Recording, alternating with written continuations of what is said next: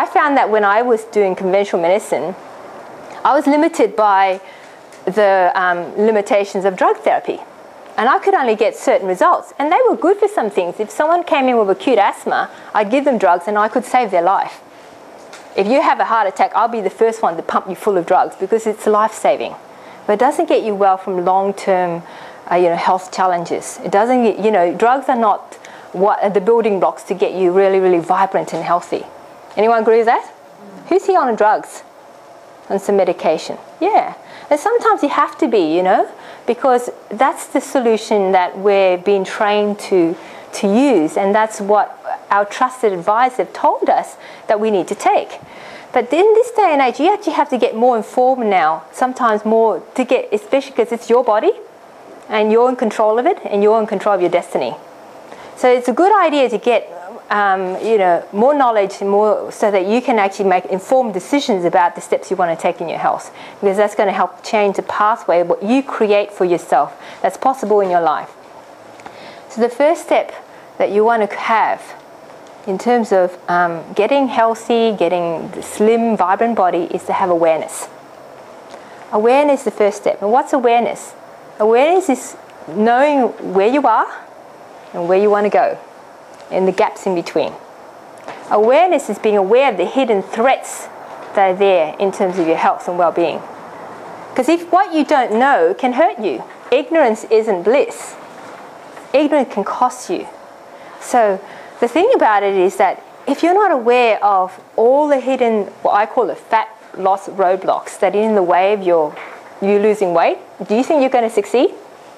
Not really, because you're trying really hard to exercise, you're really trying hard to do the dieting and starving yourself, etc. And you're just not going to get ahead because there might be all these interference in the way. Because your natural healing is to get well. Your natural inclination, God designed you to actually get well naturally by yourself with no effort at all. But the problem is that there are interference in the way. There are roadblocks that stop you. The trouble is you're not aware of what they are. And if you're not aware, how can you take action to remove them?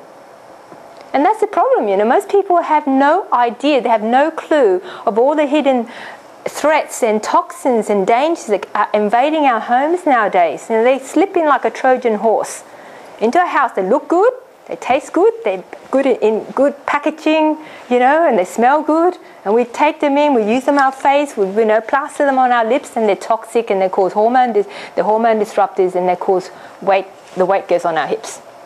Because we're not aware. Because we buy into the belief that the government protects us, that the doctors can only prescribe us things that are good for us. Okay? At some level, yes, but at a lot of levels, there are commercial decisions that actually rule the world. So we just have to be aware of that so that you can make better decisions about your life.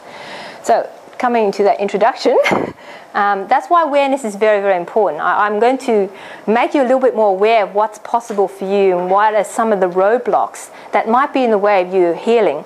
But there's also another level of awareness that's really important to understand.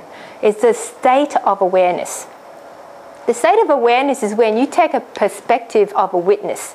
You're not in the problem. You're moving yourself removed and you're going, oh, that's me with all my life. Look at all what's happening.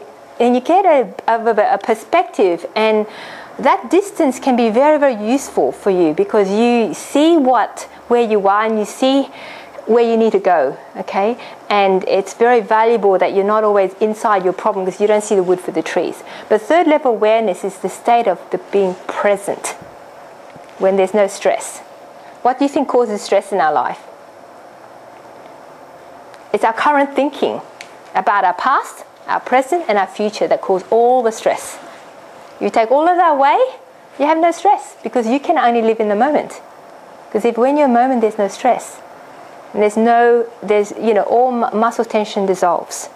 Okay. I want you to think about it for a moment. I want all of you to really relax as much as possible. Just get your muscles go like this. Just really relax. Be in the most relaxed state as much as possible. Just let yourself go. Take a deep breath in and just focus at the top of your head. And then put your attention down your feet. Again, breathe in at the top of your head. And breathe out at the bottom of your feet. Now, in that most relaxed state, I'm going to think about getting angry about someone. Can you do it? In the most relaxed state, think about getting angry. You can't, can you? Because when you're very relaxed, you can't get angry.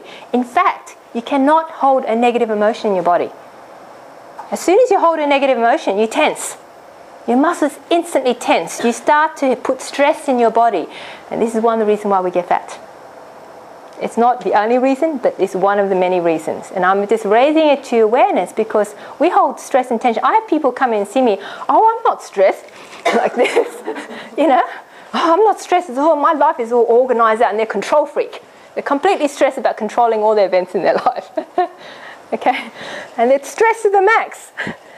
And then they're fat. And then they wonder why. So it's all these things.